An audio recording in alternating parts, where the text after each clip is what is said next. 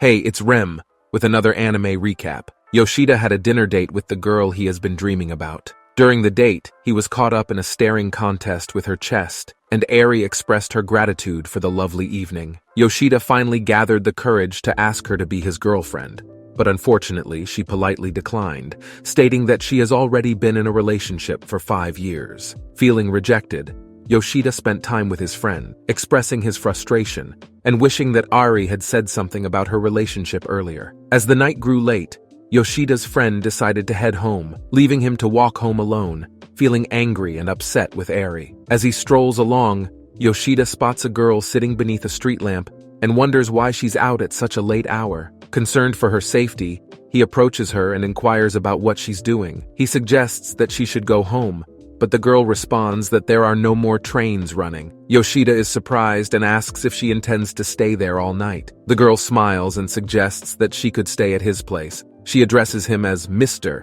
and asks him what kind of girl would stay at a stranger's place. She then reveals that she has nowhere else to go and no money to pay for accommodation. Yoshida is taken aback by her proposition and asks if he's expected to let her stay for free. To his surprise, the girl offers to have sex with him in exchange for a place to stay. Yoshida is alarmed by her words and wonders if all girls these days are like this. He eventually realizes that she's just a peculiar individual and firmly tells her not to make such jokes. The girl insists that Yoshida should let her stay for free, despite the state of his filthy apartment. Yoshida feels that it's not his problem to learn about her and plans to kick her out the next morning. He goes to bed and allows her to do as she pleases. However, she starts to undress and asks if he wants to do anything with her. Yoshida refuses and tells her that he's attracted to older women. The girl then asks if she can do anything for him, to which he responds by requesting miso soup made by a woman. Yoshida dozes off, leaving the girl alone with her thoughts. The next morning, Yoshida awakens and panics, thinking that he's late for work, only to remember that it's a Sunday. He smells something cooking and hears the girl greeting him with a cheerful, "Good morning." Yoshida wakes up confused and doesn't remember what happened the previous night. He questions why a high school girl is in his house, but she reminds him that he had agreed to let her stay. Yoshida is initially skeptical of her claim, but she insists that he did indeed agree to it. Worried that he may have done something inappropriate, Yoshida asks if he did anything to her. The girl stares at him, causing him to feel uneasy, but she assures him that she's just joking. She tells him that he refused to engage in any sexual activity with her, which he's relieved to hear. She then prepares miso soup for him, but Yoshida warns her not to make soup at a stranger's house. The girl points out that he was the one who asked for it and continues to call him Mr. Irritated by her nickname, Yoshida tells her to stop and asks her to leave. She questions if he really doesn't remember anything from the previous night, but Yoshida is still puzzled. As his memories start to return, he recalls her presence. The girl then asks for his name, and Yoshida introduces himself. She comments that he looks like a Yoshida and urges him to eat the soup she prepared. Irritated by her bossy behavior, Yoshida tells her not to tell him what to do. As Yoshida eats the miso soup, he realizes that it tastes good. The girl next to him asks if he would have preferred Airy to make it instead. Yoshida wonders how she knows Airy, and she reveals that he was saying her name in his sleep last night. Yoshida is taken aback and tells her that he doesn't need her to make him feel better. However, the girl begins to undress, revealing that she has large breasts. Yoshida is shocked and compares them to Airy's, which he thinks are even bigger. The girl asks him what cup size Airy is, and Yoshida tells her that they're F cups. She boasts that hers are also F cups, and adds that Airy's might be a G or H cup. Yoshida wishes he could have felt those H cups just once, but the girl interrupts his thoughts by asking if he wants to feel hers. Yoshida asks her why she's trying to seduce him. Sayu asks Yoshida why he keeps refusing her advances and wonders if he's the abnormal one because no man has ever turned her down before. Yoshida grabs her and demands to know her name.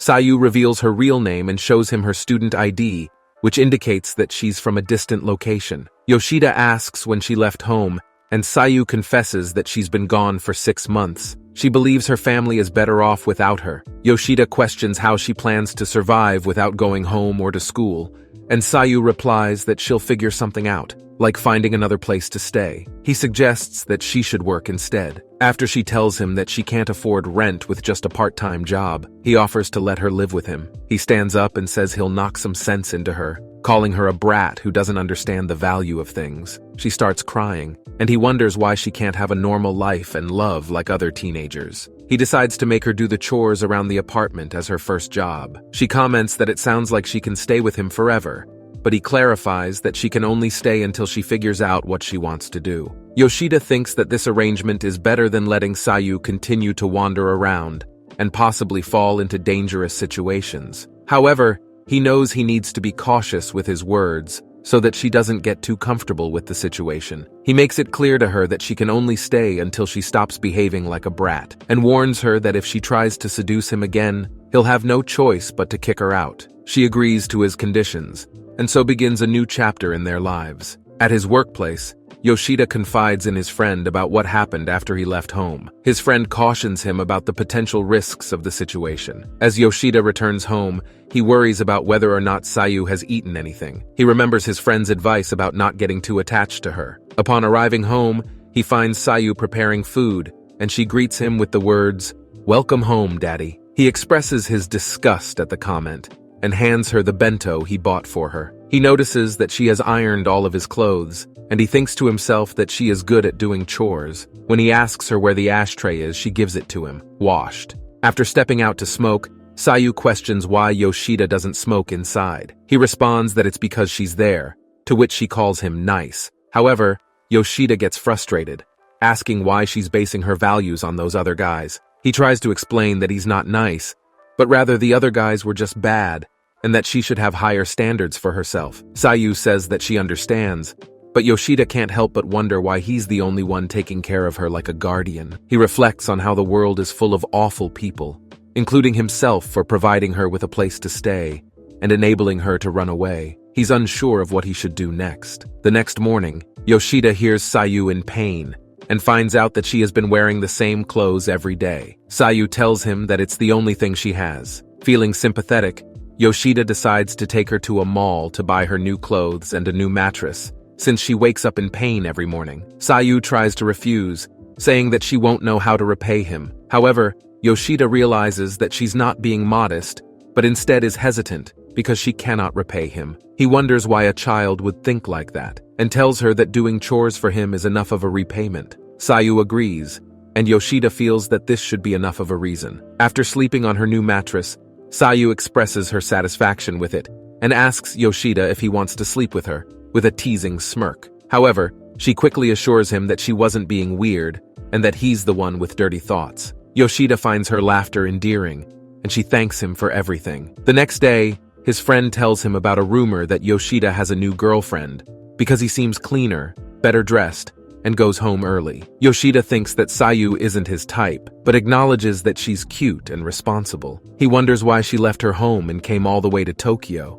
The following day, Sayu asks Yoshida why he doesn't shave his facial hair, and he replies that he's lazy. She wonders why he doesn't shave it more often, and he explains that he only shaves it when it gets too long because it makes him feel old. He says that being too lazy to shave is a sign of getting old, but Sayu disagrees and tells him that his facial hair doesn't look good on him. Yoshida looks at himself in the mirror and decides to shave his facial hair. During their mall trip, Yoshida purchases more things for Sayu and inquires if she owns a phone. Sayu admits that she doesn't have one and confesses that she threw her old phone into the ocean. Yoshida chides her for such a foolish act and suggests that she should get a phone so that he can contact her. Sayu argues that she doesn't really need one since he already got her moisturizer, but he notices that her smile seems insincere and wonders if it's genuine.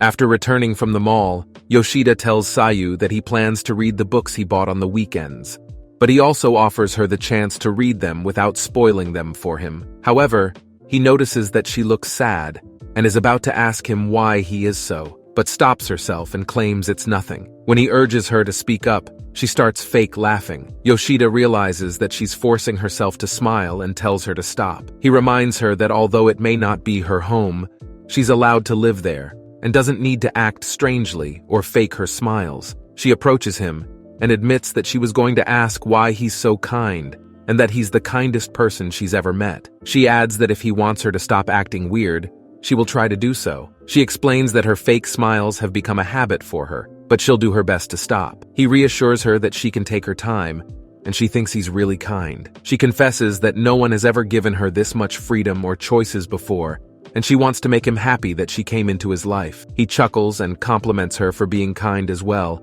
and he's looking forward to her cooking and expects great food. She promises not to let him down. During work, he summons Mishima to inform her that their project's code has bugs and cannot be sold. He explains that they will need to work overtime together to fix it. Airy observes their conversation. They spend the entire night working on the project, and Yoshida brings Mishima food. She asks him about how he has been shaving his beard every day. He wonders why she's asking, and she mentions the rumors about him having a girlfriend. He denies the rumors and admits that he was recently rejected by Airy. Mishima offers him words of encouragement, but he declines any pity. She reassures him that she genuinely feels lucky to be his friend and suggests they go out for drinks soon. Upon arriving home late, Sayu expresses her frustration to him for being tardy and even having food prepared for him. He apologizes for the delay, but she just chuckles and reveals that she was only joking. Although he tells her not to tease him, she finds it amusing how he apologized so formally and suggests that he eats the food the next day. He realizes the need to find a way to contact her if he's running late. At the phone store, Yoshida's friend suggests that he should have asked Sayu what color phone she would prefer. Yoshida responds that Sayu would have likely refused if he had asked, so he decided to buy it without her input. His friend notes that Yoshida must really like Sayu since he is putting so much effort into choosing the design. Yoshida explains that because Sayu is a girl, she would care about the design of the phone. His friend points out that this means Yoshida cares about her happiness and advises him to be careful in his interactions with her. He warns Yoshida that Sayu might develop feelings for him or vice versa, and Yoshida assures him that it's impossible because he prefers older women with larger breasts. His friend laughs and suggests that Yoshida choose a safe color like black or white. At the workplace, Yoshida appears restless and keeps checking the time, but his friend advises him to stay calm since they'll only end up working late if he doesn't. Later on, Airy approaches him and asks if they can talk at a later time. His friend jokes that when she rejects him, that's when their relationship will truly begin. Yoshida enjoys his dinner with Airy and finds himself once again looking at her chest. Despite feeling nervous, he manages to build up the courage to speak, but ends up choking on his words. Airy suggests they relax by playing a game where they take turns asking each other questions that must be answered truthfully. During their dinner, Yoshida asks Airy why she invited him there. In response, Airy asks if he's dating someone, but he denies it. Airy calls him out on his lie, pointing out that in the 5 years she's known him, he's always looked tired and never went home early. However, recently, he's been leaving work early, shaving facial hair, and taking care of his appearance. She then asks him if he's been getting close with Mishima, but Yoshida tries to clarify things. He confesses that he's been working with Mishima for 5 years, but has only had feelings for Airy. He tells her that she's always been special to him, and he still feels the same way. Yoshida questions why Airy even cares about whether or not he has a girlfriend, given that she rejected him before. He believes that if she truly didn't like him, she wouldn't be bothered by his relationship status. When Airy tries to offer an excuse, he sees right through it and presses her for the real reason she invited him to dinner. After some hesitation, Airy admits that it's important, but Yoshida's hopes are dashed when she allows him only one more question. Summoning all his courage, Yoshida asks Airy about her breast size, and she leans in to reveal that she's an I cup. As he heads home that night, Yoshida is convinced that Airy is not interested in him romantically. When Yoshida arrives home, Sayu notices that he looks sad and asks him about it. At first, he doesn't want to tell her, but eventually he confesses that he had dinner with Airy. Sayu asks him if it was fun, but he admits that it wasn't. She offers him a hug, which he accepts, and admits that it makes him feel better. Sayu then suggests that he take a shower to wash away any negative feelings, apart from him also smelling awful. Yoshida feels ashamed that he's seeking comfort from Sayu.